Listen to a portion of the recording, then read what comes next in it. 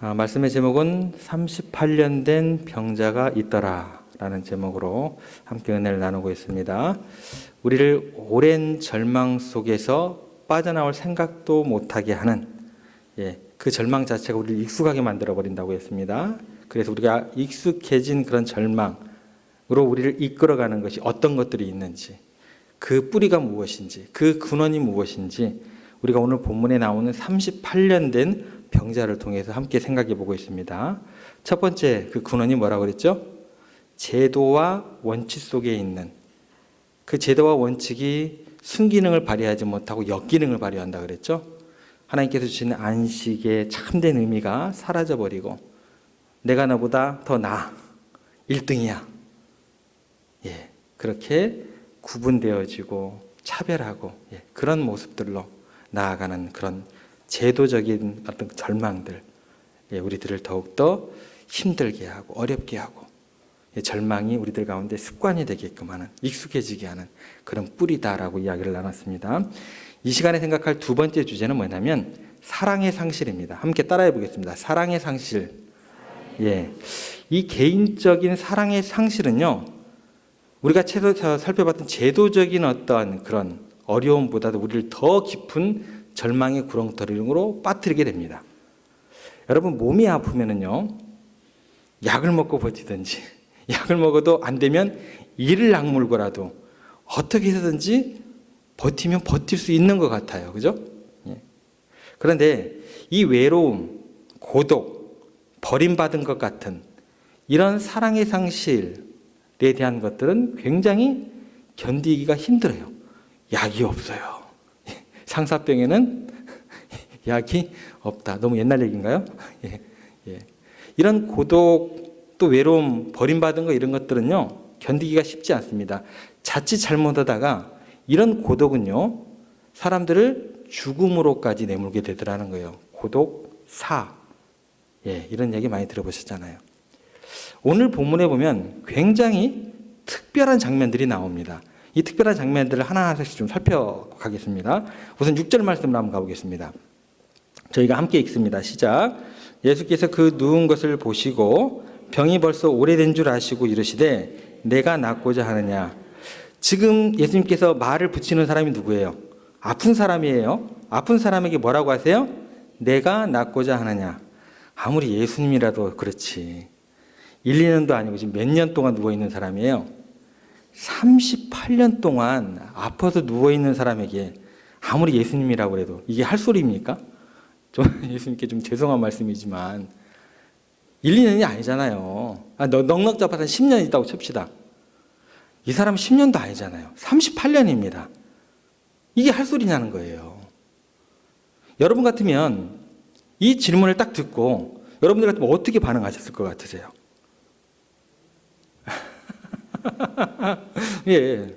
한번 생각해 보죠. 이 사람은 그러면 과연 그 질문에 어떻게 대답했을까요? 우리가 살펴봐야겠죠? 7절 말씀 한번 가보겠습니다.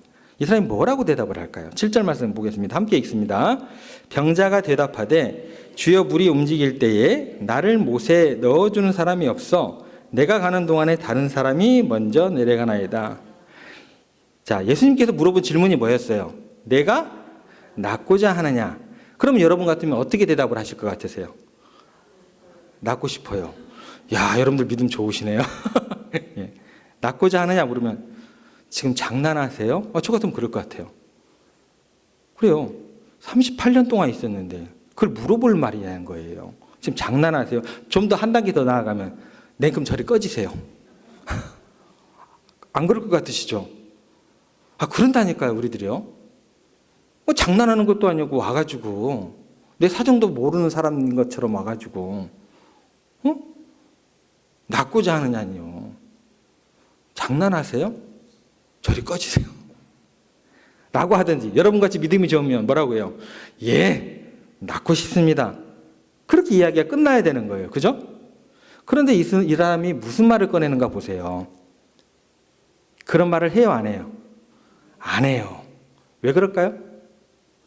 더 하고 싶은 이야기가 있었던 거예요. 사람은 생각이, 마음이 먼저 나오는 거예요. 나 그런 마음 없었어. 거짓말이에요. 그 마음이 그대로 나온 거예요. 그 다음 마음이 행동으로 옮겨지는 거예요. 아니 척하지 마세요. 이 사람이 그런 말을 안 해요. 왜 안 했을까요?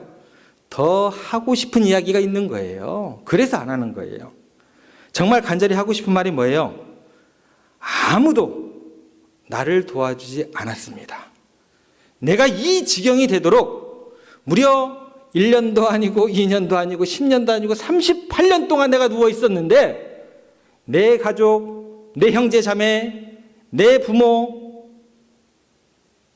다 나를 버렸습니다. 다 나를 외면했습니다. 남아있는 사람이 그 어느 누구 한 사람도 없습니다. 도대체 내가 누구를 의지하고 살아갑니까?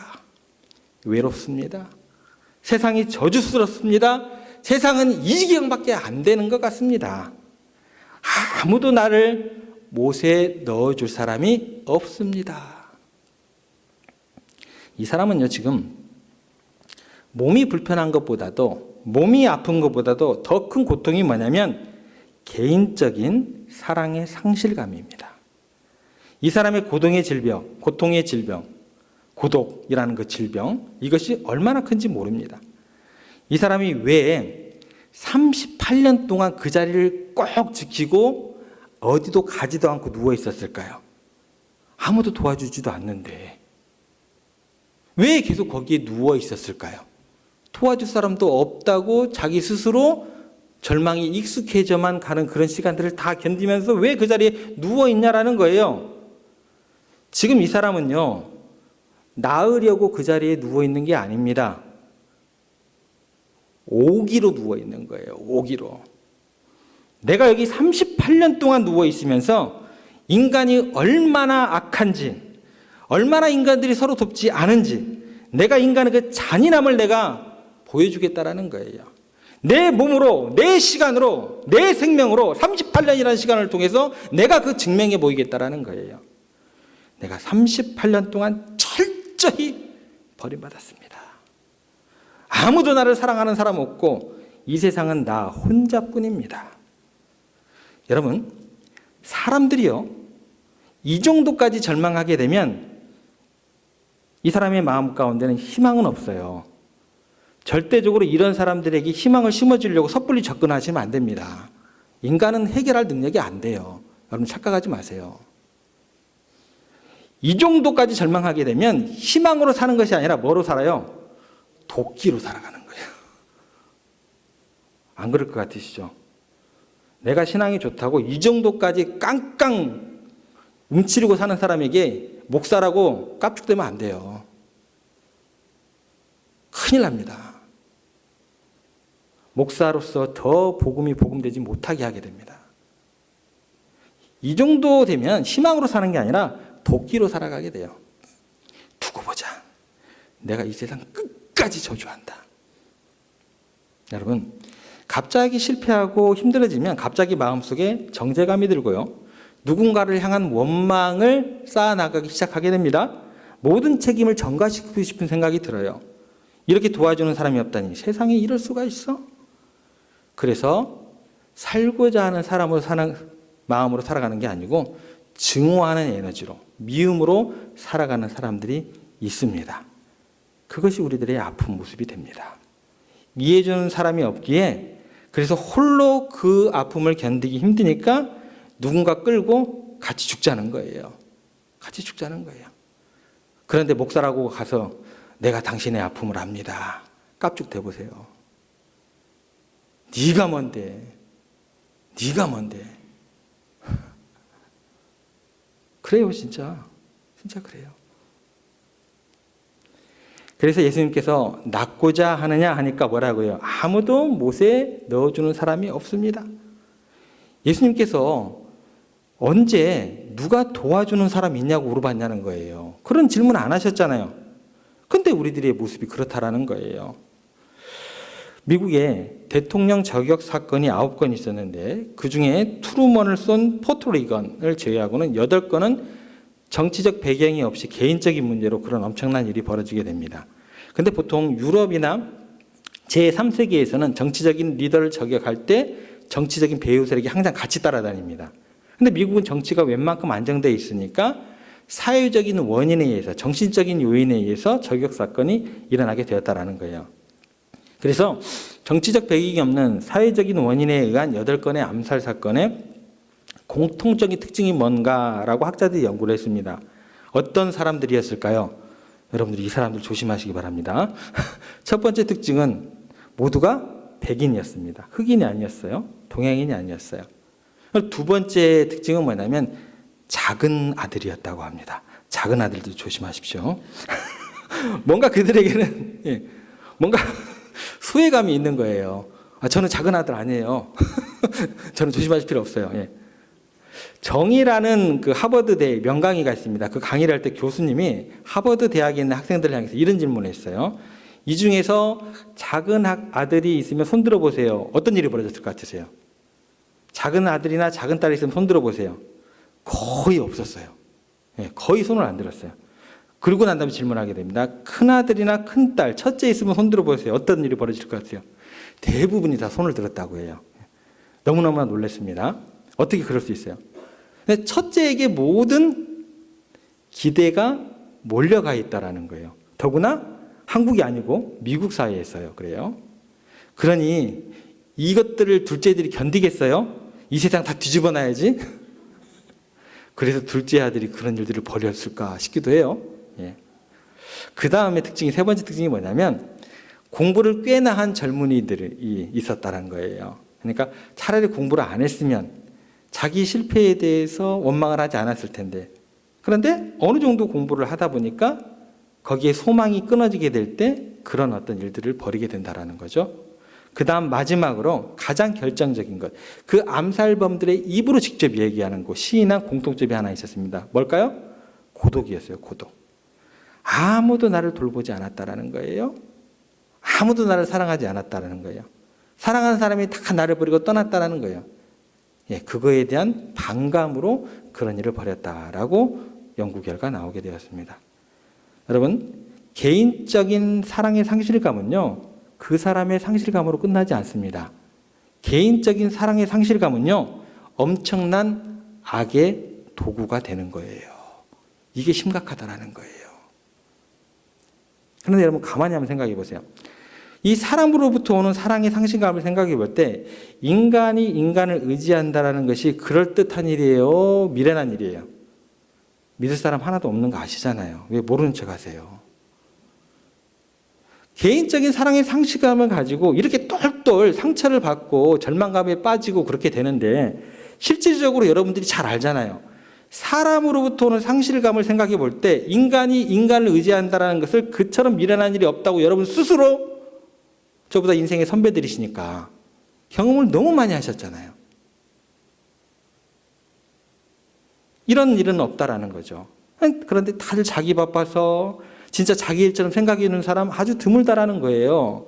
심지어 가족마저도 등을 돌리는 일이 많다라는 것입니다. 그런데 예수님께서 38년의 병자의 이 사랑의 상실감을 그 뿌리부터 치유해 주시기를 원한다라는 거예요. 시편 146편 3절에서 5절 말씀을 가면 이렇게 말씀하십니다. 귀인들을 의지하지 말며 도울 힘이 없는 인생도 의지하지 말지니 그의 호흡이 끊어지면 흙으로 돌아가서 그날에 그의 생각이 소멸하리로다. 영원한 생각 자체도 없고 영원한 생명 자체도 없고 의지할 대상이 안 된다라는 거예요. 흙으로 돌아갈 인생이 누구를 도울 여유가 있냐는 거예요. 누구를 배려하겠냐는 거예요. 그 어떤 사람도 결과적으로는 돕지 못하는 인생들밖에 먼지 같게 되지 않다라는 것입니다. 그래서 그 다음 구절이 어떻게 나오는가 보세요. 야곱의 하나님을 자기의 도움으로 삼으며 여호와 자기 하나님에게서 자기의 소망을 두는 자는 복이 있도다. 뭐라고 하세요? 하나님의 도움을 구하고 그 하나님께 소망을 두라라고 이야기를 하십니다. 여러분, 저 믿지 마세요. 목사 믿을 게 못 됩니다. 예수 그리스도에게 여러분의 소망을 두십시오. 예수님께 소망을 두셔도 전혀 손해됨이 없다라는 것을 직접 예수님께서 증명을 하십니다. 오늘 본문을 통해서.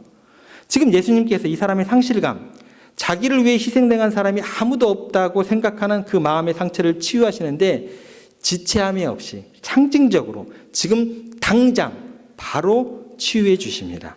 여러분 생각해 보세요. 38년 동안 아팠던 사람입니다. 하루 늦어진다고 38 플러스 1이 돼요?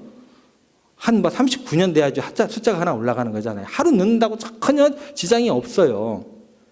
근데 안식일에 치유를 하셨다는 거예요. 여러분 같으면 어때요?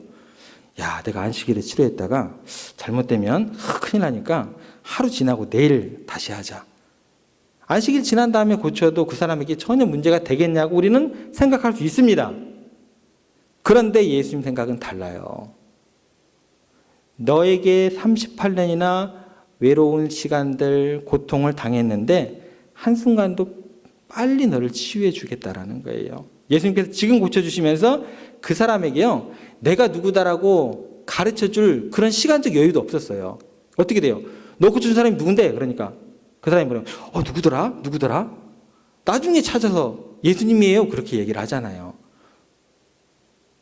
내가 누구다라고 이야기할 시간도 없이 고쳐준 거예요. 너 빨리 고독에서 벗어나라. 내가 너를 위해서라면 내가 누군지 몰라도 상관없다라는 거예요. 예수님은 말이야, 예수 그리스도시고 메시아고 말이야, 성삼위 하나님이 하나 주고 말이야, 사영리를 알아야 되고 말이야, 의미 없다니까요. 착각하시면 안 돼요. 의미 없어요. 내가 목사인데요, 목사로서 어쩌고요, 어쩌고 저쩌고요. 필요 없어요. 목사가, 장로가, 권사가 뭐가 필요합니까? 의미 없다라는 거예요. 착각하시면 안 돼요. 너 빨리 고독에서 벗어나. 내가 메시아고 말이야. 유일한 독생자고 말이야. 내가 너를 위해서라면, 내가 누군지 몰라도 너를 사랑하고, 내가 너를 생각하고, 내가 너를 위해서 죽임당할 거고 박해당할 준비가 되어 있다. 즉시로 고쳐주십니다. 예수님 우리에게 이렇게 말씀하시는 거예요. 너를 돌아보는 이가 없다고. 그동안 너무 힘들었겠구나. 얼마나 외로웠느냐. 내가 있지 않느냐. 너를 위해서 내가 모든 것을 할 수 있다. 너를 위해서 십자가에 죽을 만큼 내가 각오가 되어 있고 그 길을 내가 꿋꿋이 걸어갈 것이다. 내가 너를 사랑한다는 것을 내가 증명해 보일게. 그런데 놀랍게도 이 사람이요, 그 사랑을 받을 만한 자격이 있었던 사람일까요? 그 엄청난 희생의 사랑을 알고도 결국은 내가 살고 싶어서 결국은 예수님을 어떻게 해요? 고자질해요. 너 그렇게 한 사람 누군데? 저 예수라는 사람이에요. 고자질해요. 예수님을 안식일에 어긴 범인이라고 지목해서 알려줘요. 은혜를 받았는데 여러분 같으면 어떻게 해야 되는데? 은혜를 은혜로 갚아야죠. 누구라고 물으면 어떻게 해야 돼요? 절대 몰라요.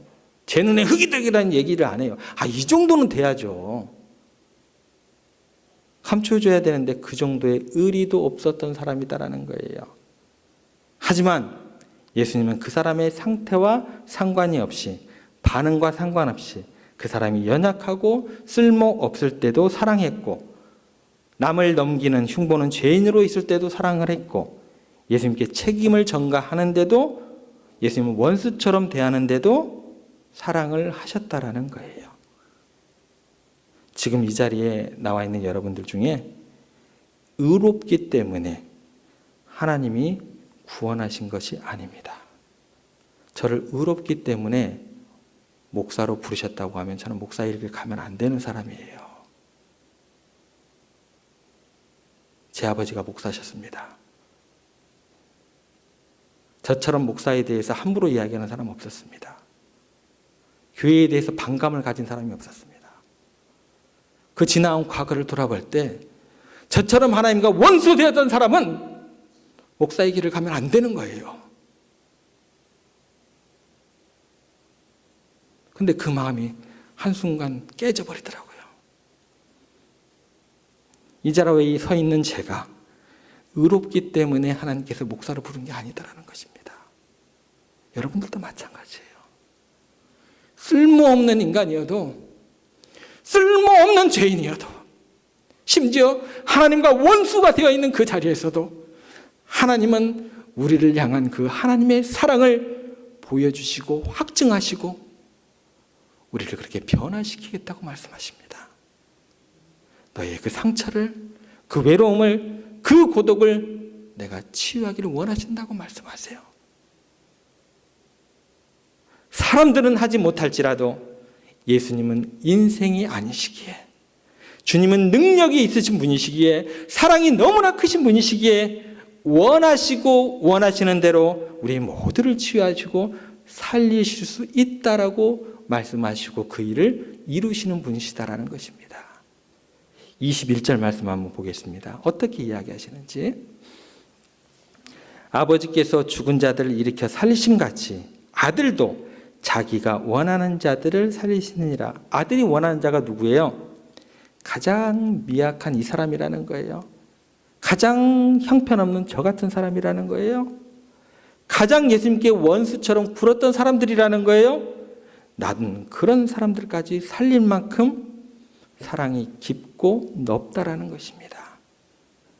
그러니까 여러분들을 위해서 예수님께서 못해 주실 것이 뭐가 있겠습니까? 예수님이 여러분의 오늘의 모습을 절대로 포기하지 않으십니다.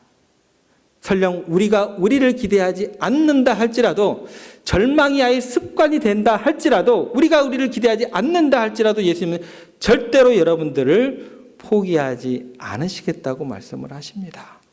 그리고 기어이 구원하고 위대하게 만들고 여러분들을 헌신의 자리로 그렇게 이끌어 가시는 우리 주님인 줄 믿으시기 바랍니다. 여러분, 그동안 여러분들을 뜨겁게 사랑한 그런 사람 있으십니까? 옆에 남편, 아내분 쳐다보세요. 이때는 보셔야 돼요. 예. 사람 있으셨어요? 그래도 안 보시네. 예. 그러면 이렇게 질문을 바꿔드릴게요. 여러분들을 그렇게 뜨겁게 사랑한 그런 신, 우상이 있으셨습니까? 오늘 하나님께서 여러분들에게 고백하십니다. 너의 오래된 절망, 소망이 없이 막연히 기다리는 그 마음, 그 사회 제도 속에서, 원칙 속에서, 또 삶의 자리에서 외롭고 슬프고 눈물 나는 그 고통, 그리고 관계 속에서 배신당한 그 아픔들, 그 외로움들 내가 치유하기를 원한다. 주님의 이 놀라운 사랑으로 다시 한번 절망, 특별히 익숙해진 그 절망을 박차고 일어나서 다시금 새롭게 하루의 발걸음을, 일주일의 발걸음을 2023년뿐만 아니라 2024년을 기대하는 그런 희망찬 발걸음을 내딛는 여러분들과 세종의 모든 가족들 되시기를 주님의 이름으로 축복합니다.